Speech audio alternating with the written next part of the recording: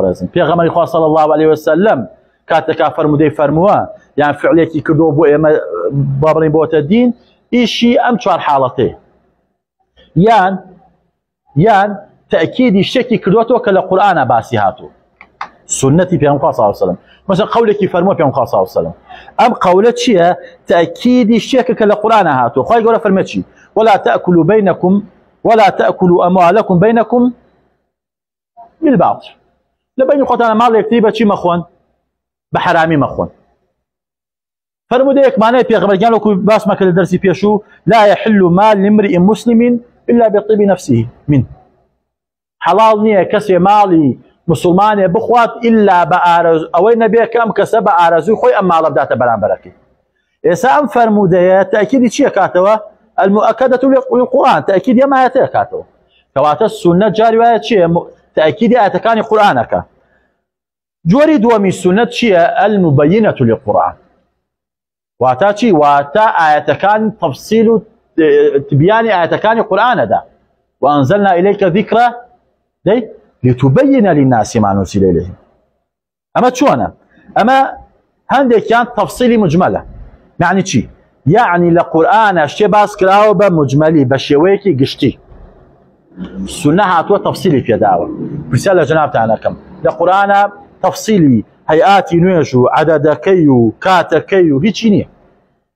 تەفسیلی نیسابی زەکات و وەکو وەڵێ بڕەکەی و کاتەکەی و نییە مەوسمی حەج نییە زۆر شتی تریش ئەمە کێ تەفسیلی ئەمەی داوە سنە تەفسیلی ئەمە داوە خی گەورە فەرمووی ئەقیموا الصەلاة و بڕۆ خۆشاتی سنە پێیوتوین سەڵات چۆنە هەیئەتەکەی چۆنە چەند نوێژمان هەیە چەند ڕکعات ئەکەین مەرجە شروعی سەڵات چییە لە دەرەوەی نوێژ لە ناو نوێژە ئەرکانی سەڵات چییە ئەمە سنە پێمانەوە جۆرێکی تری هەل لە موبەینە چییە تەوضیحی مشکلە واتا چی واتا شتێکمان هەیە لە قورئانە ئیشکالی تایەت لێی تێناگەی سنە هاتۆ ڕوونی کردووەتەوە ئاەتێکمانێ فەرمێ چی ئەڵێ کاتێکەوە ئاەتەدا بەزی كلوا واشربوا حتى يتبين لكم الخيط الأبيض من الخيط الأسود من الفجر ئەفەرمێ سەحابەیە چییە کرد دوو دەزوو هێنا دوو خەیط دوو دەزوو ڕەش و سپیەک سێریە کردزان دەی تاکەی لێکیان جیاکاتەوە ئاەتکە فەرمێ چی ئەفەرمێ بخۆن و بخۆنەوە حتا دەزووی ڕەش و سپی لێک جیاکەنەوە لە بەیانیانە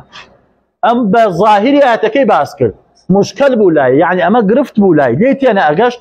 پێغەمبەرگیان فەرمی قوربانگیانەوە باسی ئەوە نییە ئەم باسی ئاسۆیە کاتێکە سوپیایی و ڕەشایی لە یەک جیا بێتەوە لە کاتی بەیانیانە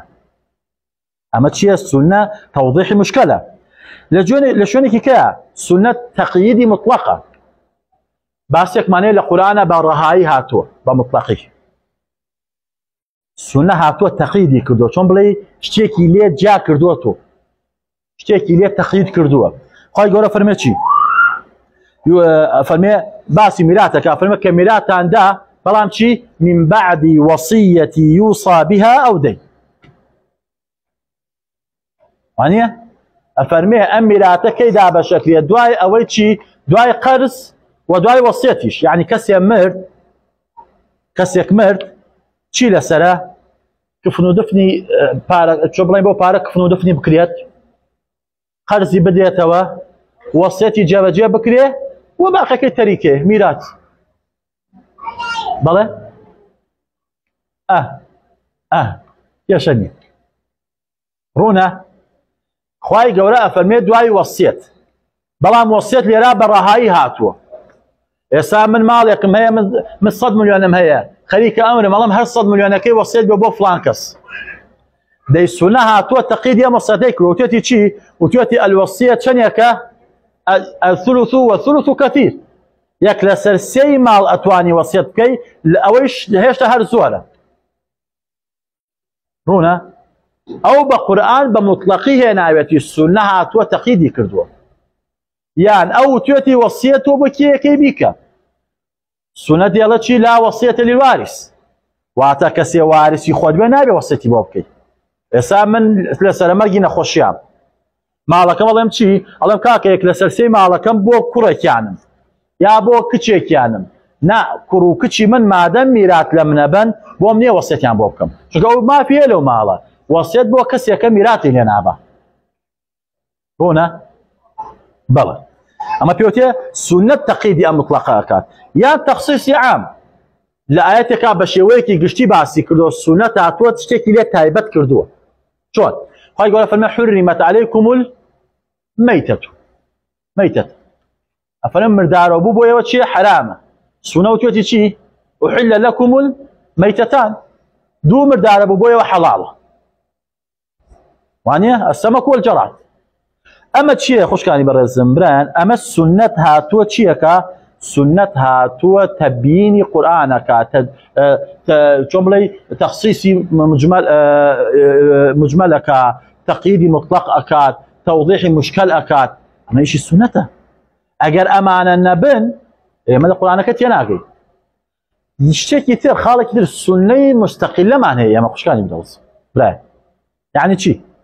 يعني پێغەمبەری خوا صلی الله عليه وسلم خوای گەورە ئیزنی پێداوە خۆی شتێک حەڵاڵ بکە خۆی شتێک حرام بکە بەڵام بە چی ئەمە ڕاستە بە مستەقیلە بەڵام چی بەڵام ئەمە پێوتێ الشارع بواسطة الله چونکە پێغەمبەری خوا صلی الله عليه وسلم خۆی بە بێخودا نەیتوانیوە شتێک حەڵاڵ یا حرام بکە بەڵگەشمان بۆمە چییە ئەوە هیچ بەڵگەمان بۆمە چییە يا أيها النبي لم تحرم ما أحل الله لك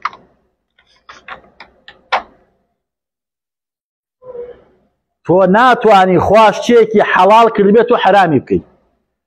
باشە ئەی پێغەمبەر خوا صلی الله عليه وسلم شتێکی حەڵاڵ کردووە لە قورئانی شانیە بە مستەقلی یا شتێکی حرام کردووە وەکو سانمونە باسەکەم لە قورئانە حرام نەکراوە ئاياتیشی لەسەر نەهاتووە کەواتە ئەمە ڕازامەندی کێ لەسەرە الله جل جلاله پیغمبر صلی الله علیه و سلم فرمود چی فرمود لا يجمع البنت مع عمتها او خالتها لا يجمع البنت مع عمتها او خالتها يعني چی يعني پیاوە بۆی نییە کچێک و پورەکەی لە باوکو یا لە دایک و فەرقی نییە هاوسەری بێ ئێمە قورئانە فەرمێ چی وان تجمع بين الاختين مان هەیە بەڵام ئەوەمان نییە ئەمە سنەت هاتووە چی کردووە بە مستەقیلی ئەمە حرام کردووە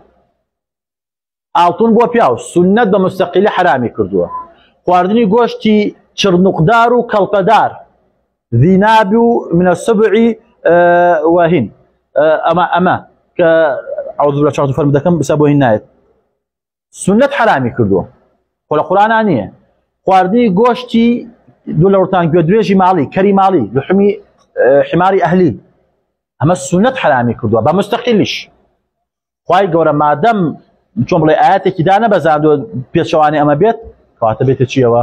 ئەبێتە سنەی مستەقیلە کەواتە پێغەمبەری خوا صلی الله علیه وسلم چییە بۆی بووە تەشریعی مستەقیلیش بکە جارێکیان ئەفەرمێ چی ئەفەرمێ کەستان بۆتان نییە داری مەکە ببڕنۆ ئەفەرمێ ئیمامی عەباسەوە ئەزانم ئەفەرمێ ئەفەرمێ الئیزغریش داری ئیزغریش ئیزغر جۆرە دارێ بۆ بزانە کە بەکاری ناوە بۆ سواغدانی خانوەکانە فەرمی ئەوەش هەر نەبڕینەوە ئەگەر ئەو نەبڕینەوە خانوو چۆن بکەین فەرمی نا ئەوە قەیناکە ئەوە قەیناکە بۆ چونکە پێغەمبەری خوا صلی الله عليه و آله وسلم بەبێ خوای گەورە هیچ شتێکی چی نەکردووە هیچ شتێکی نتوانێتی حرام بکە نەتوانێتی حەڵاڵ بکە باشە پرسیار لێرە ئەمەیە ئایا هەر